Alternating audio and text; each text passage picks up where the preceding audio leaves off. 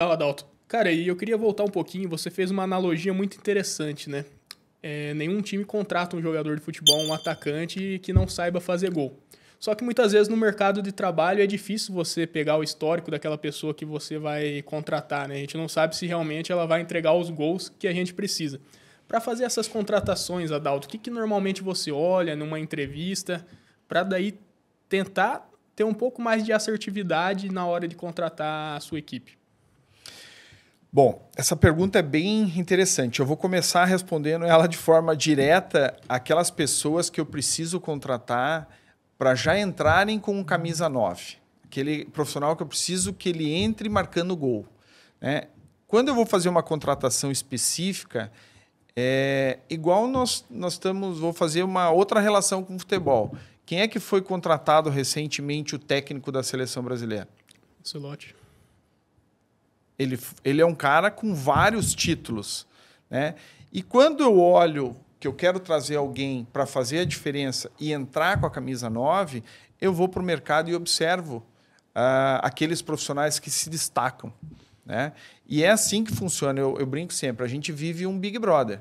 Sempre o nosso histórico profissional ele está sendo muito bem analisado pelos colegas de outras empresas, né?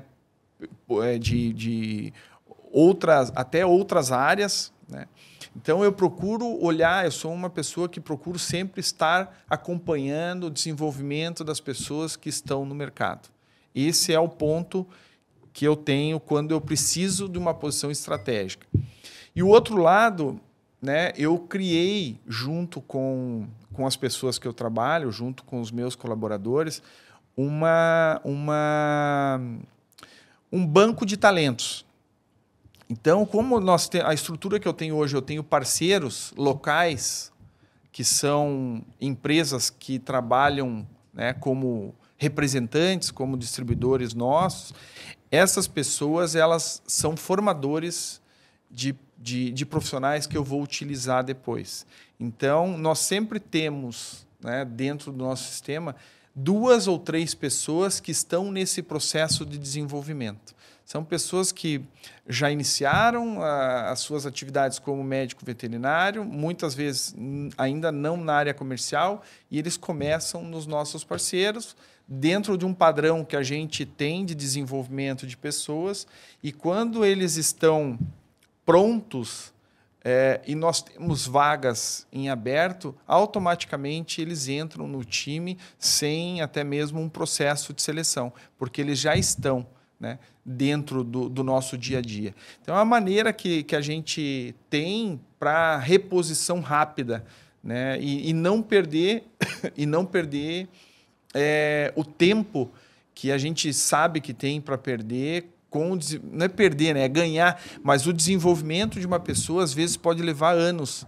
E eu falo por mim, quando eu vim do bovino para o suíno, eu tive um período de adaptação relativamente grande, porque muda muita coisa, né? Então, uma maneira que eu achei foi ter essa base, né, de desenvolvimento junto aos parceiros. Isso é excelente, né? Preparar aquela pessoa anteriormente para depois inserir ela numa vaga de mais precisão, né, cara? Exatamente. Isso aí.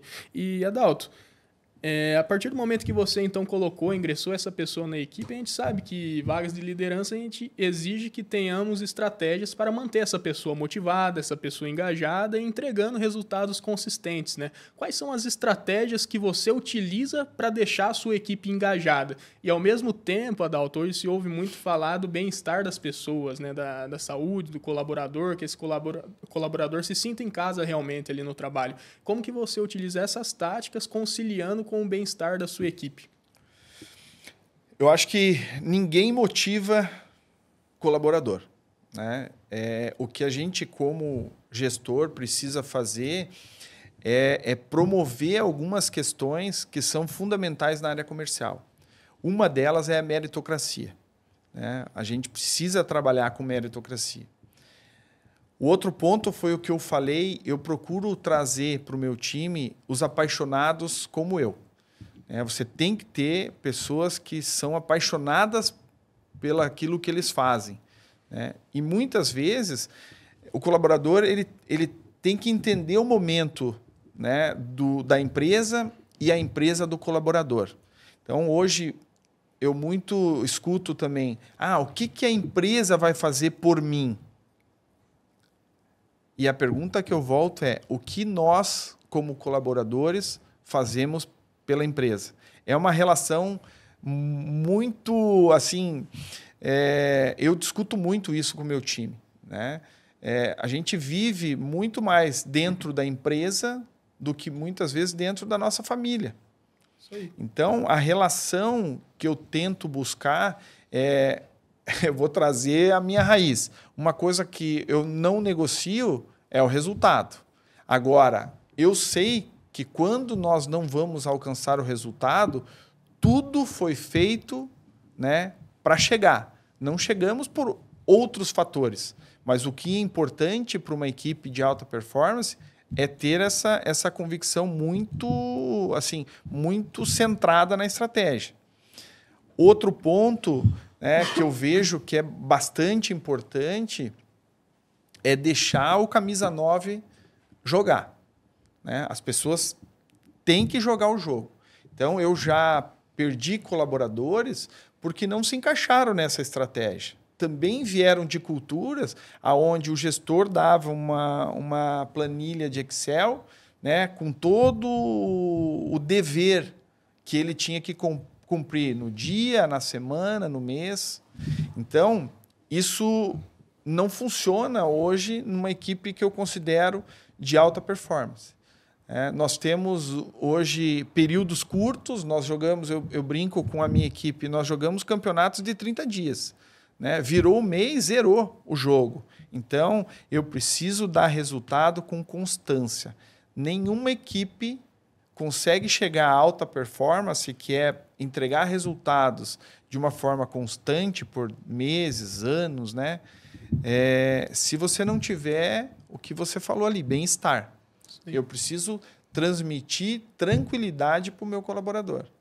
Né? E hoje eu falo que nós temos um ambiente que favorece muito. Eu tenho a gestão acima, né, com esse mesmo pensamento, com essa mesma cultura, e a gente tenta parametrizar para todo o time, né, ter essa mesma qualidade de vida, né, que eu tenho, né, digamos. Sim. Dessa forma. Tem algumas áreas com gestores com perfil diferente? Tem.